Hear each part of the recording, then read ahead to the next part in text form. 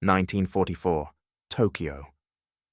In a quiet room inside the Imperial Navy's Intelligence Bureau, officers gather around a decoded American report. The numbers seem absurd. United States aircraft production, 100,000 planes this year. The line is underlined twice, as if to invite disbelief. Around the table, the men laugh. A weary, confident laugh. It must be propaganda. No nation, they reason, could build an air force every 12 months. Not even America.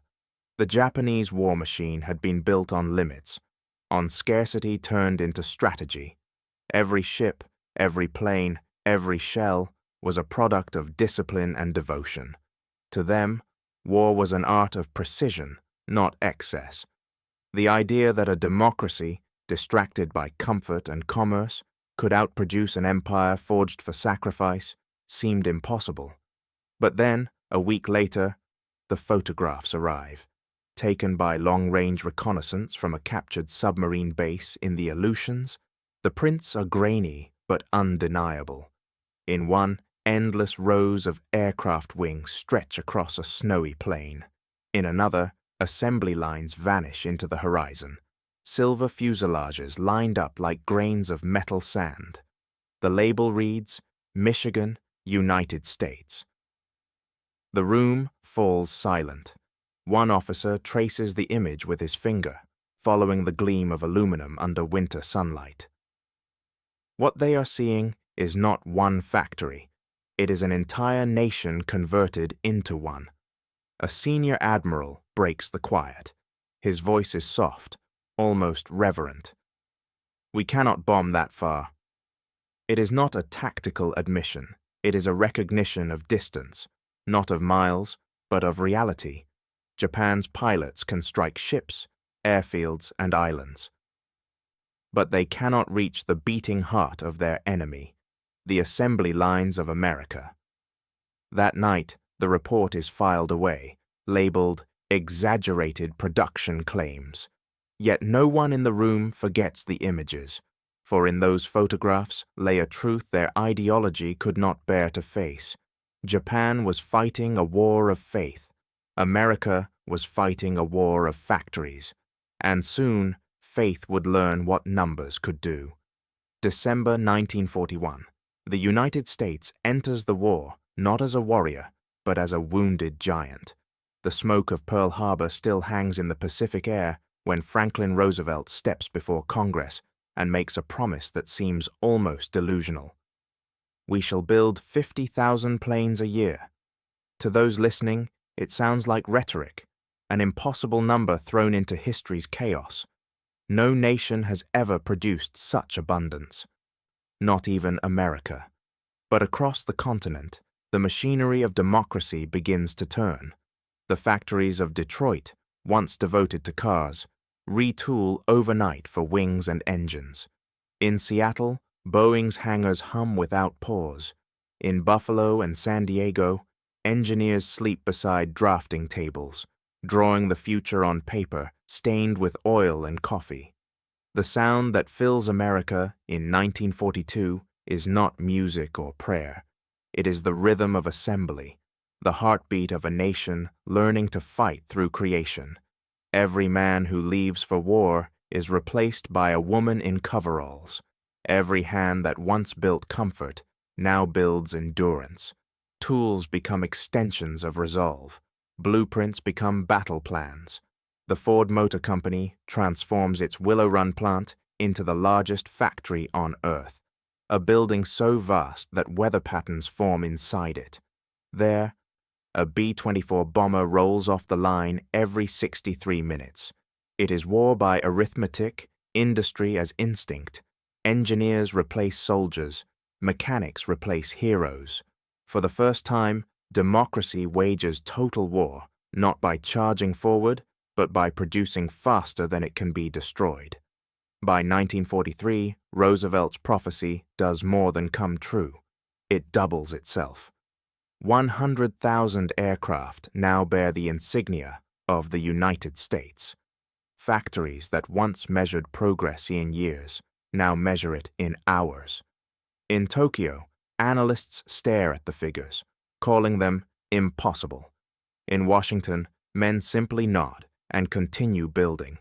The arsenal of democracy has become real, not through orders, but through momentum. And far across the Pacific, Japan is still counting courage, while America is counting production. Before the war, Japan's intelligence officers studied America with careful arrogance. They saw a nation of consumers, divided, indulgent, and slow to act. Its people, they believed, lacked endurance. Its factories, though vast, lacked discipline. Reports sent to Tokyo spoke of industrial capacity without spirit, of an army without hunger, of a people too soft to fight a long war. They measured power through the familiar lenses of the past: ships, guns, and divisions. They counted battleships in harbors, not workers on assembly lines. They analyzed tactics and courage, but not logistics or the quiet mathematics of production. They mistook the noise of democracy for weakness, and in doing so, they misread the future entirely. For the first time in history, war was about to leave the battlefield. Victory would no longer be determined by the bravery of men, but by the rhythm of machines, by the repetition of labor, the predictability of process. Where Japan trained warriors, America trained workers. Where Tokyo cultivated faith, Washington cultivated flow. The age of mass repetition had begun. It was no longer enough to strike hard. One had to strike endlessly. The measure of power was not the quality of one sword, but the speed with which 1,000 could be made. Every rivet, every engine, every assembly line became a weapon. The battlefield now stretched from forges and furnaces to the flight lines of Kansas and California. Japan had built an army of men, brave, loyal, and irreplaceable. America had built an army of machines, impersonal, tireless, and infinite. In 1941, both sides entered the war with conviction. But only one understood what modern war truly demanded: not faith, not valor, but replication. And as the Pacific skies filled with silver wings, the meaning of strength itself began to change. In Tokyo, they believed the future belonged to spirit. In Detroit, it was already being built. In the years before Pearl Harbor, Japan built its air power not as an industry, but as an art.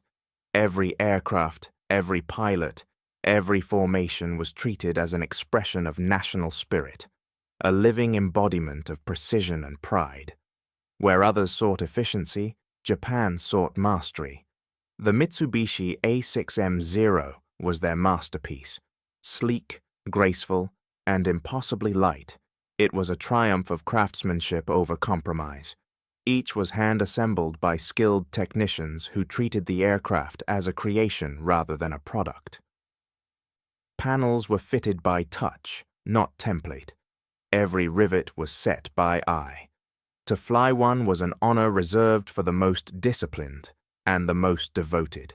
Its pilots were chosen the way ancient samurai had been, not for numbers, but for purity. Their training took years. Their rituals bordered on sacred. They learned to sense the wind before they could read it, to merge with the machine until man and metal became one. The Zero was not just an aircraft. It was a covenant between spirit and steel. In the first months of the war, that covenant seemed unbreakable.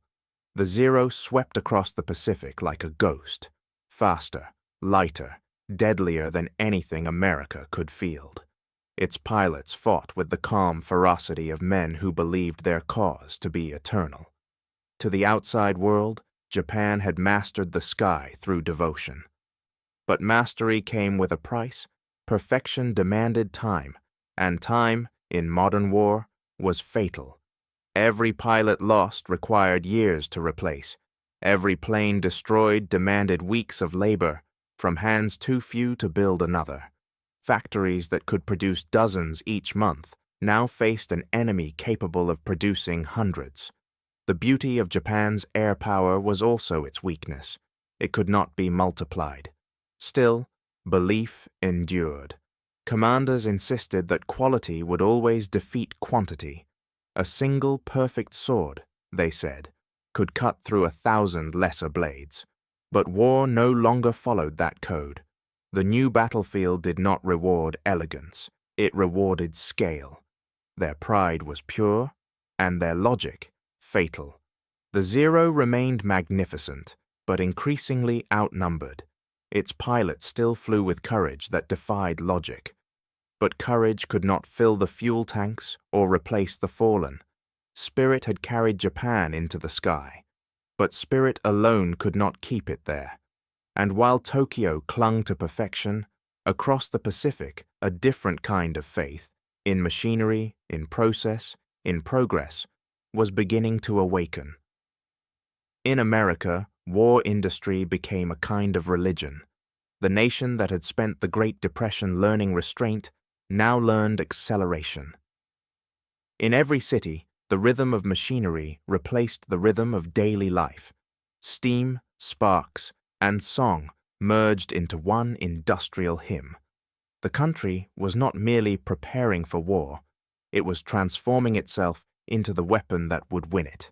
Factories that once built cars and stoves now built engines and bombers. The Ford Motor Company's Willow Run plant became a symbol of that transformation, a building so immense that workers rode bicycles through its assembly aisles. At its peak, a new B-24 Liberator bomber rolled off the line every hour, one plane every 60 minutes, a tempo no empire had ever imagined. In Seattle, Boeing's production lines sprawled outward like rivers of aluminum. Entire neighborhoods glowed through the night as men and women worked under floodlights, their movements timed to the second. In California, Lockheed's plants illuminated the desert skies, an aurora of effort visible for miles. The hum of machinery became America's national soundtrack. The workers themselves became a new kind of soldier. 16-hour shifts were common, sleep a luxury. In the noise and heat, they found purpose. Patriotic posters lined the walls above their heads. The faster you build, the faster they come home.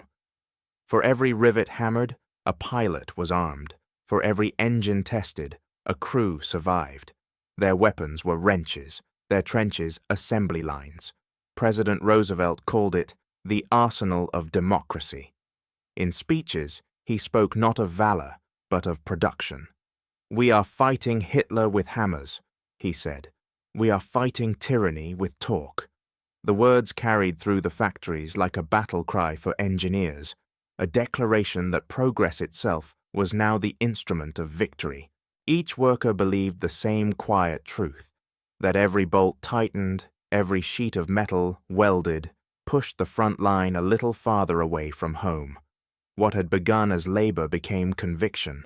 Across the Pacific, Japan could not yet see this transformation, but it would soon feel it. For while its craftsmen built perfection by hand, America's workers built inevitability by the thousands, and soon the sound of those hammers would echo louder than any gun Japan could fire. By 1943, the scale of American production had reached the edge of imagination. Reports from Washington listed aircraft output at more than 85,000 for the year, a figure so vast that even the Allies struggled to believe it. To Japan's intelligence officers, it was absurd. "Impossible exaggeration," they wrote. "No nation could build that many machines and still feed its people. No democracy could command that kind of discipline." Yet across the Pacific, evidence began to appear, metallic and undeniable. Captured American fighters bore serial numbers so new that they still smelled of paint. Bombers shot down over Rabaul, and trucks were found to contain parts manufactured just weeks before. The tempo of replacement defied reason. For every aircraft Japan destroyed, 2 more arrived before the wreckage had cooled. In Tokyo, disbelief became unease. Analysts pored over intercepted supply manifests, trying to find the trick. How could a nation so recently caught unprepared for war now flood the skies with an air force larger than all the Axis powers combined? To them, it seemed like sorcery, as though America had learned to summon airplanes from the earth itself. But there was no sorcery, only process. While Japan still crafted its zeros by hand, each one a masterpiece of balance and care, America built them by pattern, by rhythm, by multiplication. Factories in California, Kansas, and Michigan did not stop. When materials ran short, substitutes appeared overnight. When workers fell ill, others stepped in. The nation had become self-sustaining, a living organism of metal and momentum. For Japanese pilots, the shift was felt long before it was understood. Once, each victory had been sacred, a duel of skill and faith. Now, each kill seemed hollow. The next mission would bring the same opponent, flying the same model, painted the same way, bearing a serial only slightly higher than the last. The Zero, once invincible, was being drowned in a tide of endless replacements. By the end of that year, American factories were producing not only aircraft, but inevitability. Every bomber that left Detroit carried more than fuel and bombs. It carried time. Time for pilots to learn. Time for engineers to improve. Time for a nation to grow stronger while its enemy weakened with every hour. Japan could build courage. America could build continuity. And in modern war, continuity was victory. For the men in Tokyo, the numbers had seemed impossible. Soon, they would learn what happens when impossibility becomes arithmetic. By 1943, American industry no longer resembled a collection of factories. It resembled a living thing, vast, coordinated, and alive. Steel, electricity, and human motion pulsed through it like blood through veins. Every shift change was a heartbeat, every shipment of aluminum a lungful of air. The nation itself had begun to breathe. Women welded fuselages where engines once rumbled with automobiles. Farmers left their fields to drive forklifts beneath cavernous hangars. Teenagers riveted the wings of aircraft they were too young to fly. Across America, more than 18 million new workers entered the industrial front, learning in days what peace had taken decades to teach. There were no slow lessons now. The war had made time too precious for patience. In cities like Seattle, Fort Worth, and Buffalo, the factories never slept. Their windows glowed through the night, spilling white light across quiet neighborhoods. The sound never stopped, presses hammering, drills shrieking, cranes lifting whole sections of aircraft like skeletons of a metallic animal taking form. The workers' calendars no longer marked months or seasons. They marked quotas, deadlines, and shifts. For them, victory had a schedule. Every plant was a city unto itself. Canteens served meals at all hours. Medical stations treated burns and exhaustion as soldiers would treat wounds. Engineers slept on drafting tables, waking to revise blueprints with pencils still warm from the hand. The work was not perfect, it could not be, but perfection was no longer the goal. The goal was flow, to move, to build, to deliver. Production schedules were no longer drawn in years, but in weeks. An aircraft could go from sketch to flight in the time it once took to approve a prototype.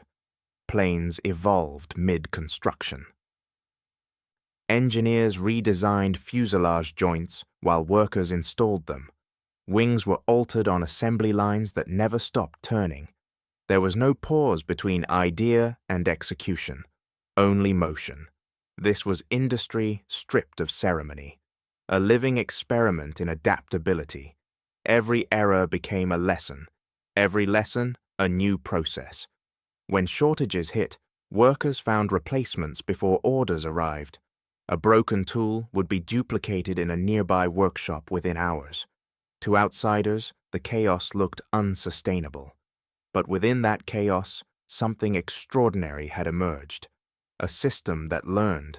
In that learning lay the real secret of America's wartime miracle. The nation had abandoned the pursuit of perfection and discovered progress instead. Perfection was static, an end point. Progress was perpetual, a promise. For Japan, this philosophy was alien. In Tokyo's factories, aircraft were still handcrafted with reverence, each one a symbol of mastery. In America's, they were built as parts of a whole, pieces in motion, destined to be replaced, refined, reborn. It was not beauty the Americans were chasing, it was abundance. By the war's midpoint, this living system could produce a fighter every 5 minutes, a bomber every hour, and an answer to every loss before it could be felt. It was a rhythm Japan could neither see nor match, because it was not mechanical at all. It was human. The factories had begun to think, to breathe, to adapt, and in that substitution, progress over perfection, lay victory itself. While Japan still built planes by hand, America had built a machine that could build itself. War is the great devourer of metal, of fuel, of certainty. By 1943, even America's limitless arsenal began to feel the strain. The demand for aircraft, vehicles, and ships had outpaced even the nation's vast supply lines. Rubber vanished, steel grew scarce, copper was rationed. Yet rather than slow, the machine adapted. Necessity, as always, became invention. Across the country, scientists and factory workers became partners in improvisation. Chemists created synthetic rubber in quantities nature could never match. Metallurgists replaced heavy steel with new aluminum alloys that were lighter, stronger, and faster to forge. Factories learned to substitute, to redesign, to reinvent, not through permission, but through persistence. A broken link no longer halted the chain, it forced evolution. Entire aircraft sections began appearing not from the great industrial giants, but from the most unlikely places. Subcontractors, tool shops, schools, barns, and garages were enlisted into the production army. Local workshops built tail fins, landing gear, and wing panels, shipping them by rail to be assembled in distant cities. Each town, no matter how small, found itself tied to the war by bolts and blueprints. In Iowa, high school students riveted practice panels as part of their curriculum. In Kansas, farmers repurposed their barns to house machine tools. In Ohio, retired mechanics worked through the night, machining parts by hand for aircraft they would never see. Small towns began adopting squadrons, names painted on signs outside factories. This plant builds for the 307th. Patriotism had turned industrial. The assembly line had become identity. The front line no longer existed only in the Pacific or Europe. It ran through every workshop and warehouse, through the din of presses and the hum of lathes. Every worker, no matter how far from the battlefield, fought their own kind of war. One measured not in bullets, but in blueprints met and deadlines kept. Japan's airmen still flew with the faith of warriors, men who saw themselves as heirs to 1,000 years of sacrifice.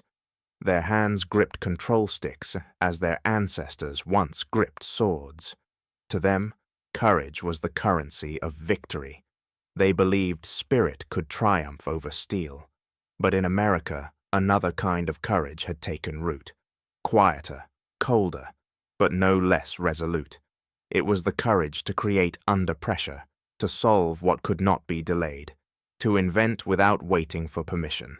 These were not soldiers, but craftsmen turned combatants, their weapons the wrenches in their hands.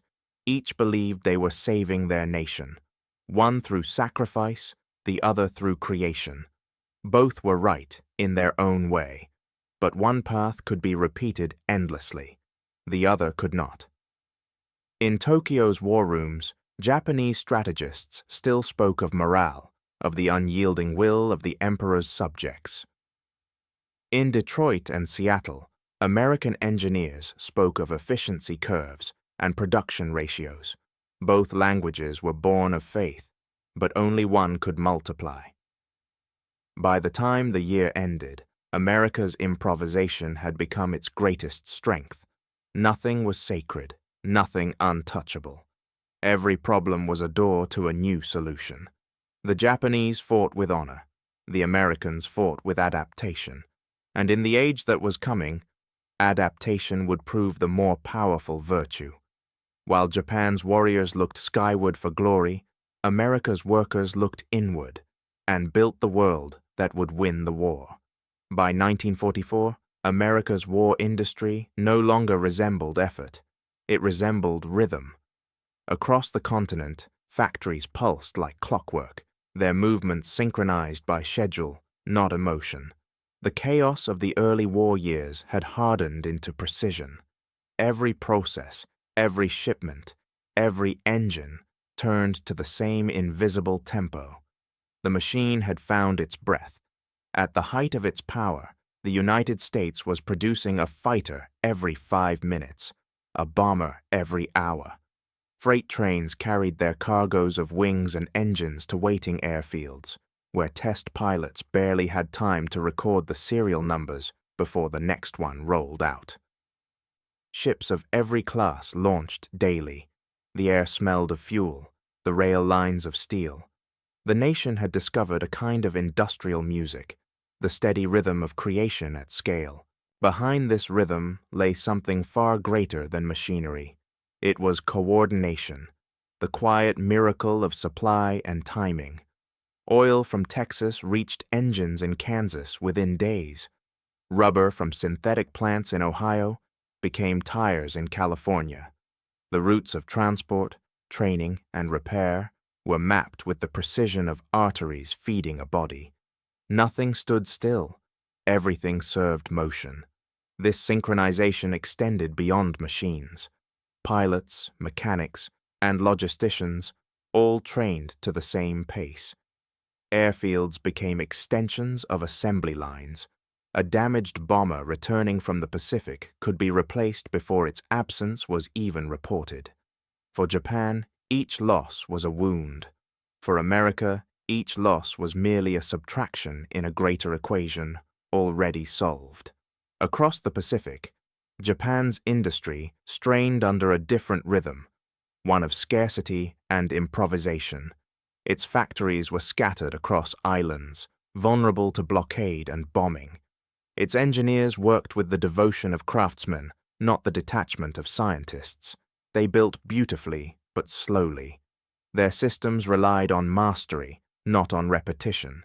In an age when quantity had become a form of quality, craftsmanship became a burden. For Japan's leadership, this was not yet clear. They still believed that war was a contest of courage, that endurance and honor could overcome the arithmetic of power. But in the skies, numbers had begun to replace narratives. No matter how skilled the pilot, he could not outfly mathematics. The gods of war had changed. They no longer wore medals or carried swords. They wore coveralls, carried blueprints, and punched time cards. They worked by the thousands in factories illuminated through the night, architects of mass rather than masters of art. In this new kind of war, power was not decided by who fought best, but by who replaced fastest. Each bomber built was a statement of inevitability. Each factory expansion a reminder that modern conflict rewarded continuity, not courage. Japan's 0 pilots, once the terror of the Pacific, now faced formations so vast that the sky itself seemed to close in around them. They fought bravely and vanished statistically. Every battle became less about valor and more about volume. By the end of that year, America's production machine no longer needed inspiration. It simply existed, tireless, enormous, automatic. It was war as process, not passion. The transformation was complete. Industry had become a weapon, and repetition had become strategy. In the arithmetic of war, Japan still counted heroes. America counted machines. And numbers, in the end, would prove the most faithful soldiers of all. By 1944, the Pacific sky no longer belonged to chance or courage. It belonged to arithmetic. The United States had reached the point of momentum, where effort had become inevitability. From the islands of Saipan, Guam, and Tinian, the B-29 superfortress took flight, carrying with it not only bombs, but the weight of a nation's production machine. Each one represented the labor of thousands, the strength of millions, and the cold precision of planning on a continental scale. The B-29 was unlike anything Japan had ever faced. It flew higher than their fighters could reach, faster than their anti-aircraft guns could track, and carried more destruction than entire squadrons of older bombers combined. For the first time, Japanese commanders looked upward not at individual planes, but at patterns, vast formations that filled the sky from horizon to horizon. The air above the Pacific had changed color. It no longer shimmered with possibility. It pulsed with inevitability.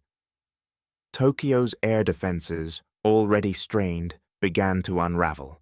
The first raids were cautious, testing the winds, the fuel range, and the enemy's reaction.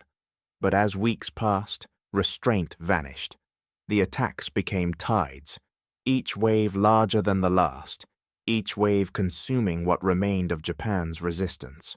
The scale defied imagination. Where pre-war air forces counted aircraft in dozens, the Americans now counted them in thousands. For the citizens of Japan, war had always been distant, fought on seas and islands, endured through newsprint and ration cards. Now, for the first time, it arrived above them. Civilians in Tokyo, Nagoya, and Osaka looked skyward as daylight raids carved silver streaks across the heavens. The contrails of the superfortresses, thin, white, endless, formed lattices over the islands, like the strokes of a celestial handwriting spelling out the end. One Japanese pilot wrote later, "There are more of them than clouds." It was not exaggeration. On some days, the formations of B-29s stretched so far that they cast shadows over entire prefectures. Anti-aircraft guns thundered pointlessly into the haze, their shells exploding far below the bombers' altitudes. Japan's skies had become foreign, occupied by numbers no faith could counter. The symbolism was not lost on those below. The B-29 was not merely a bomber, it was the embodiment of America's industrial philosophy. Its wings spanned the distance between raw material and finished weapon, between a single idea and 1,000 iterations of it. Every engine, every rivet, every bulletproof panel spoke of a system that had conquered complexity through organization. Each one was a fragment of an idea too large to destroy. That mass production could become moral force. As Tokyo burned, as factories vanished beneath waves of incendiaries, Japan began to understand what its intelligence officers had once dismissed as impossible. The reports that had once been laughed at, 100,000 aircraft a year, were no exaggeration. They had been warnings. What the Japanese had treated as arrogance was, in fact, accuracy. America had not just built weapons, it had built abundance. For Japan's pilots, the war now resembled ritual more than combat. Each sortie launched into hopeless odds. Each engagement ended the same way: exhaustion, flame, and silence. The sky that had once belonged to the Zero, swift, elegant, invincible, was now crowded with American steel, each one a replacement for another, each one immune to loss. By the summer of 1944, even Tokyo's war planners stopped measuring the attacks by the number of aircraft. They measured them by the hours they lasted.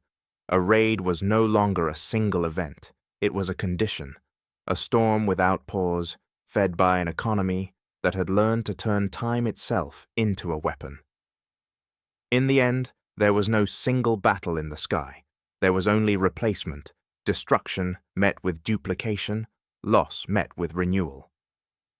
That was the true revolution of modern war, the ability to rebuild faster than one could be destroyed. For Japan, this realization came too late. Their faith had always been in skill, in precision, in the moral strength of the pilot. But above them now flew something beyond morality, a system, a process, a logic that did not sleep. For the first time, Japan understood what numbers could mean, and soon even the sky would speak American. In war, most victories are won long before the first shot is fired. By 1944, the outcome of every Pacific battle was being written not on maps, but in ledgers, not in trenches, but on factory floors. From the Marianas to the Philippines to Okinawa, America's logistics had become its weapon. Its supply lines did not follow the front. They were the front. At Saipan, American troops advanced beneath skies crowded with friendly aircraft, each supported by a constant flow of spare parts, fuel, and ammunition. If a bomber was damaged, it returned to flight within days. If it was destroyed, another took its place before the smoke had cleared. In the Pacific, distance no longer meant delay. Cargo ships, tankers, and repair vessels moved like extensions of the battlefield, mobile arteries feeding an army that no longer paused to recover. By the time of Leyte Gulf, this rhythm had become unstoppable. The United States did not simply attack, it replaced itself as it fought. Every pilot knew that behind him stood a line of men and machines, stretching from the islands of Micronesia to the assembly lines of Detroit. Every ship sunk, every tank lost, was immediately reborn somewhere across the ocean. War, for America, had become the act of constant renewal. For Japan, the effect was suffocating. Their own supply lines had been reduced to narrow threads, harassed, blockaded, and starved of fuel. Replacement aircraft arrived too late, assembled by dwindling crews with inferior materials. The once mighty Zero, handcrafted and precise, was now rushed into production with untrained workers and recycled metal. The gap between front and factory had become fatal. Japanese commanders began to see the truth reflected in every defeat. Their pilots fought with courage, their soldiers with faith, but their weapons were diminishing in both quality and quantity. "They fight with production schedules," one admiral reportedly said, "and they never fall behind." It was less an observation than a eulogy. The industrial front had overtaken the military one. Every American victory, Guadalcanal, Saipan, Leyte, Okinawa, was secured not just by bravery, but by replacement. Each battle drew strength from the same invisible source, a nation whose capacity to build exceeded its capacity to break. At Okinawa, the lesson became undeniable. The largest amphibious invasion of the Pacific War unfolded with the precision of a factory operation. Supply ships formed floating depots offshore. Damaged aircraft were stripped and repaired aboard mobile workshops. Fuel pipelines were laid across beaches before the first infantrymen reached them. The invasion was not an assault. It was an operation of logistics perfected to a science. For every Japanese gun destroyed, a replacement took months to appear. For every American gun lost, 3 stood ready. Japan still fought with skill, but skill was no longer enough. Modern war had become a matter of synchronization, the orchestration of movement, energy, and material. In that symphony, America held every instrument. To the men on the ground, it was visible in small details. A Marine at Peleliu could fire thousands of rounds, knowing more were already on their way. A pilot returning from a mission could step from one plane and into another without pause. The machinery of war had erased the limits of human endurance.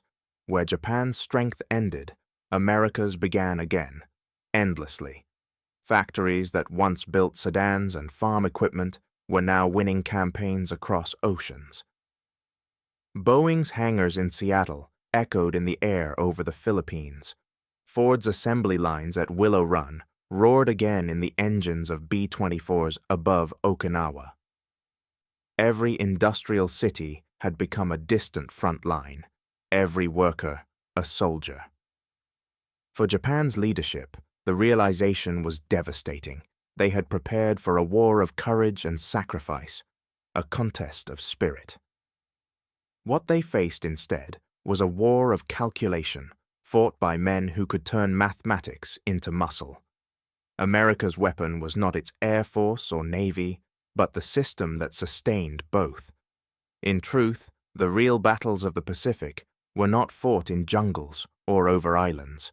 They were fought in factories, in the heat of foundries, in the rhythm of machines, in the tireless hands of those who never saw the front but decided its fate. And Japan, for all its valor, was losing everyone. By 1945, the hum of Japan's aircraft industry had faded into exhaustion. The same workshops that once produced the elegant Zero fighter, a symbol of national pride and mastery, now echoed with the hollow sounds of decline.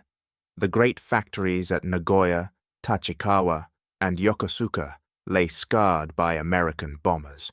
Smoke curled from the ruins of machine shops where master artisans had once worked with precision and reverence. The empire that had built beauty now struggled simply to build at all. Years earlier, Japan's aviation had been a matter of pride, craftsmanship elevated to worship. Each aircraft was assembled by hand, its tolerances exact, its surfaces smooth enough to catch reflections of dawn. Pilots flew them with devotion, trusting the perfection of human hands.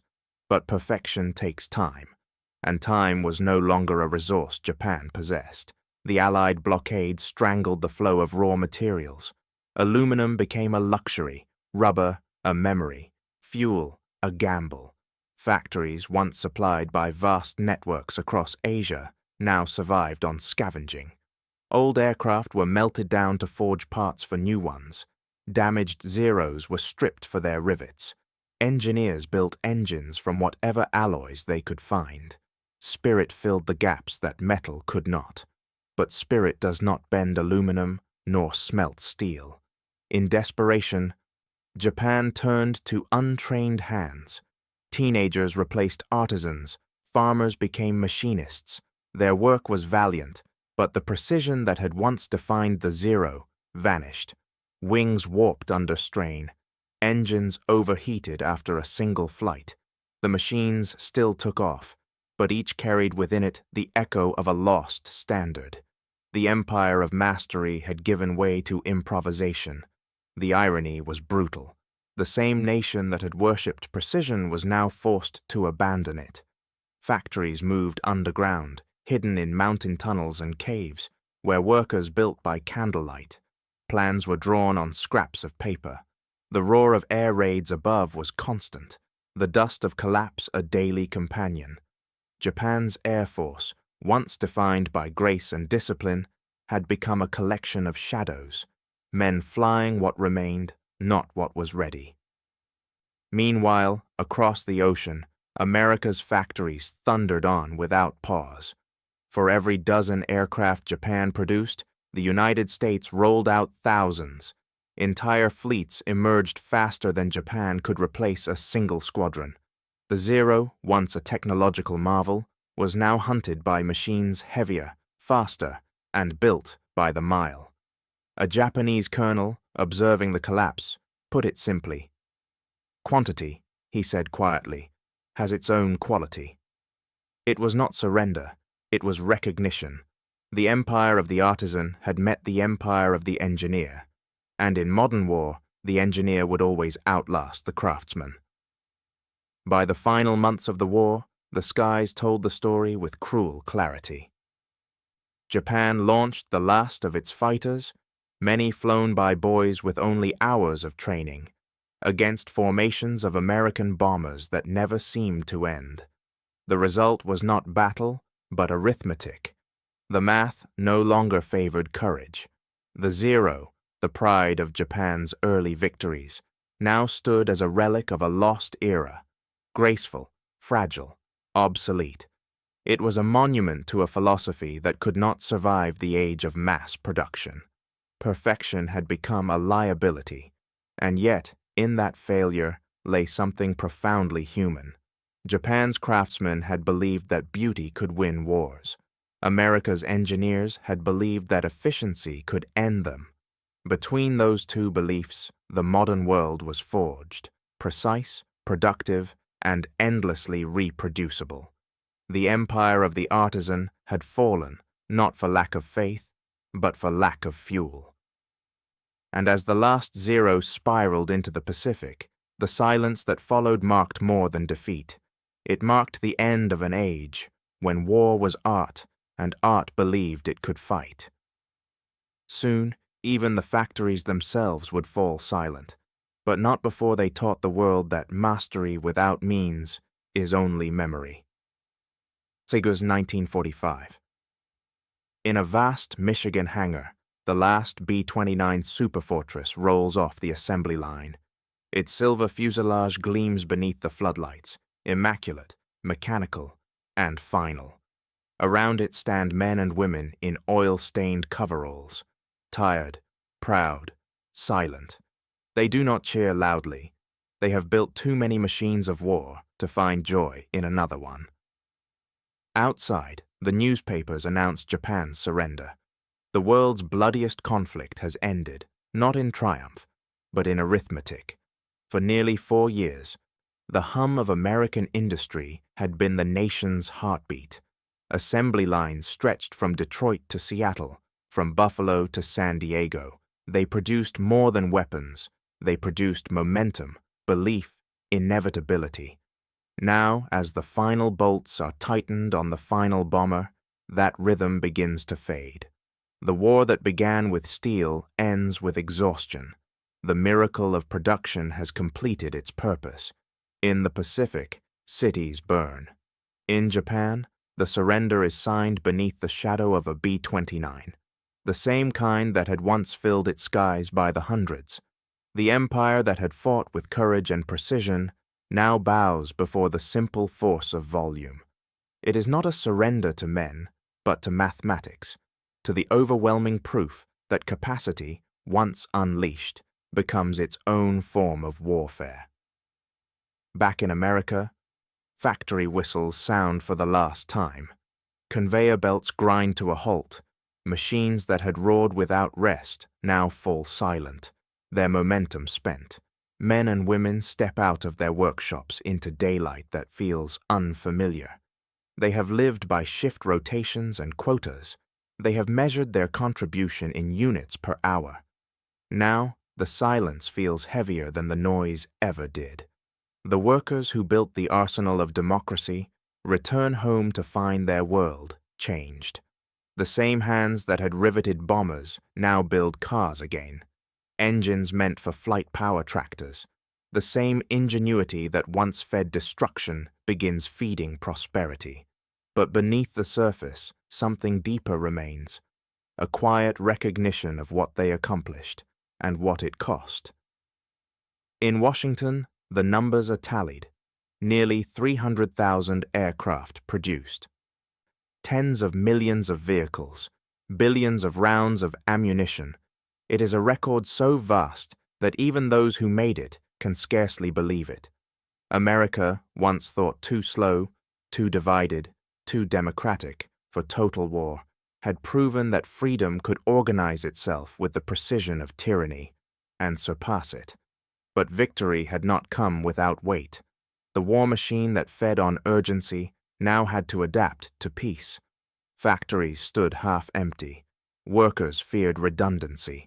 The same engines that had lifted the world from despair now threatened to stall in success. And yet, within that uncertainty lay a new truth, that industrial power could be redirected, that creation could replace destruction.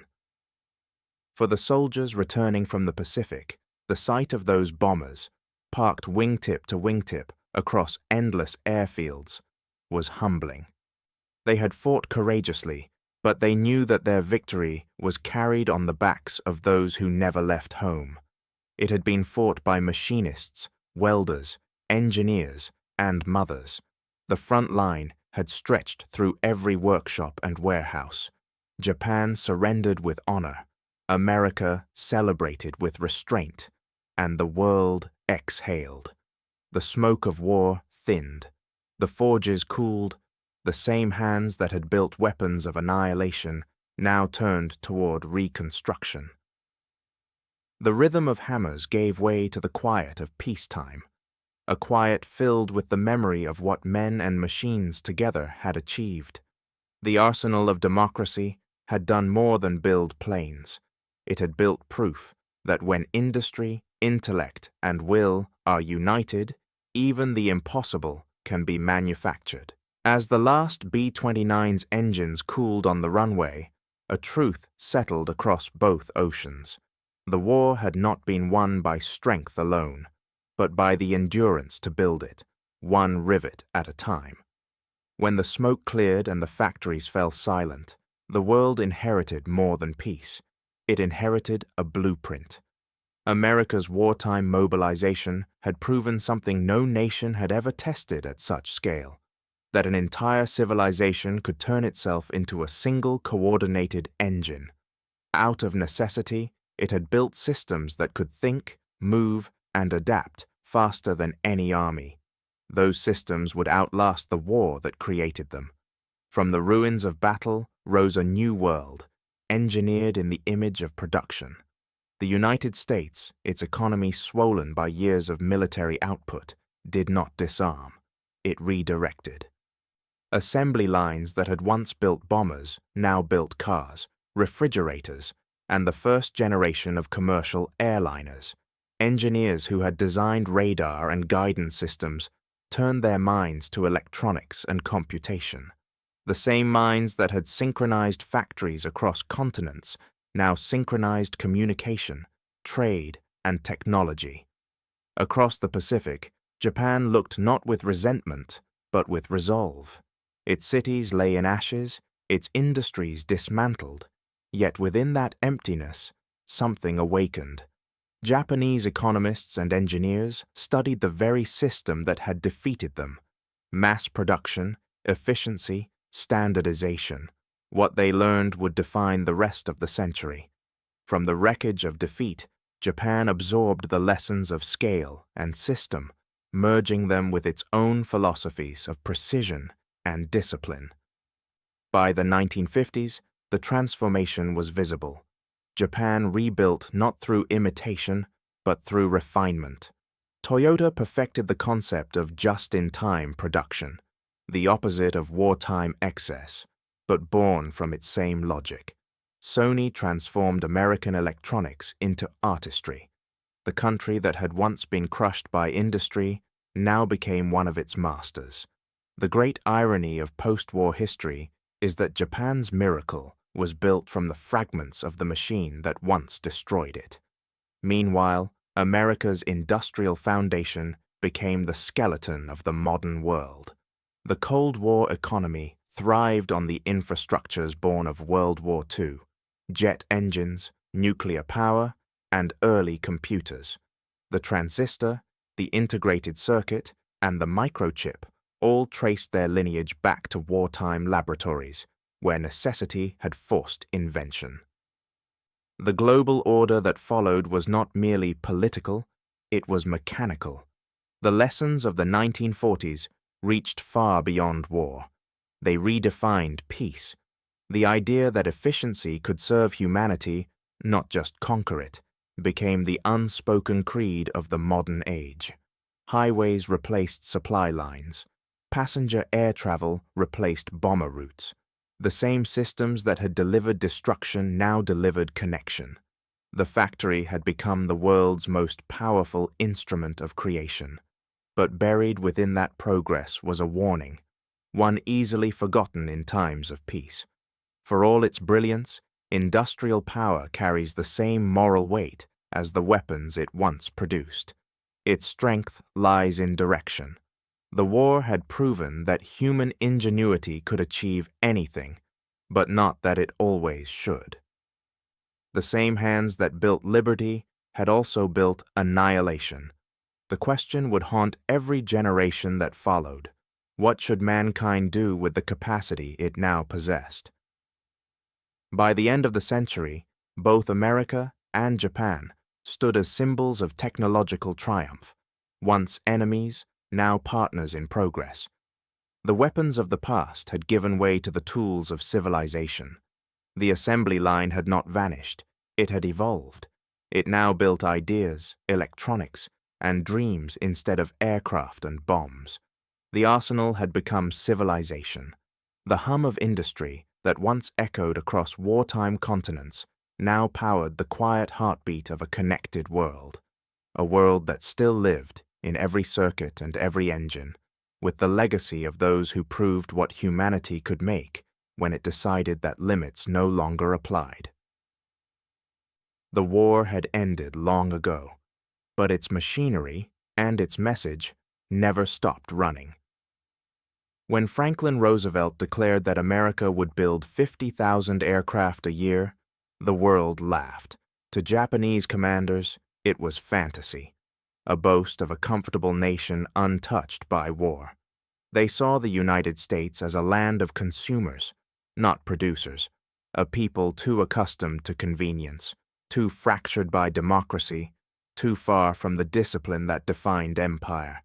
They believed that courage could compensate for calculation, that spirit could defeat machinery. But what they did not understand, what no one yet understood, was that machinery, when fueled by will, becomes something else entirely. It becomes unstoppable. In the Pacific War, Japan's willpower was pure, almost sacred. Pilots trained to die without hesitation. Soldiers endured hunger and isolation with reverence. Factories worked with devotion even as they crumbled under fire. Yet all of it, the faith, the skill, the sacrifice, stood against a force far less visible but infinitely more enduring, the hum of production. Roosevelt's promise had not been political rhetoric. It had been an invocation, a call to the hidden power of a continent. Behind every factory gate stood workers who had never seen the Pacific, but who fought there all the same. Their weapons were hammers, wrenches, and welding torches. Their front lines were conveyor belts. They fought not for glory, but for output, and their victories were counted not in battles, but in numbers. By 1944, those numbers had become unanswerable. America produced not 50,000 aircraft, but 100,000. Fighters, bombers, transports. The sky itself became an export. Every factory, every railroad, every furnace was part of the same organism, breathing steel and smoke into power.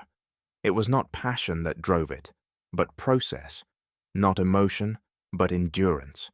Japan's commanders, who once mocked those numbers, now faced them in the form of contrails stretching across their skies. Every wave of bombers was an equation, each one solved in Detroit, Seattle, and Buffalo. They had prepared for a contest of valor. What arrived was a contest of systems, and systems do not tire. In this new form of war, the assembly line replaced the sword. The rhythm of the press and rivet drowned the poetry of battle cries. Factories became weapons, and workers became warriors, not by choice, but by necessity.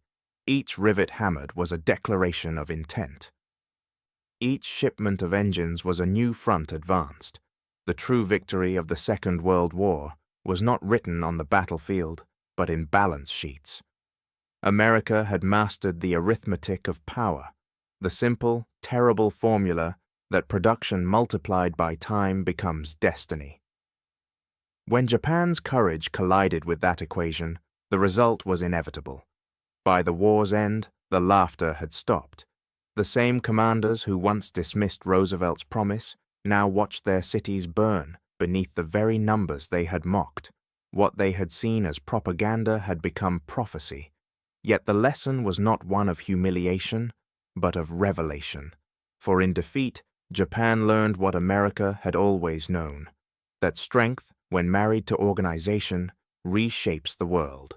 And in time, it would rise again, using the same discipline of industry that once destroyed it. History remembers heroes and battles, but wars are decided by patience, the kind that builds rather than charges, the kind that understands that vision without volume is only hope, and hope without hands is only air. Roosevelt had promised planes. What America built was inevitability. They laughed at the numbers once. They never laughed again.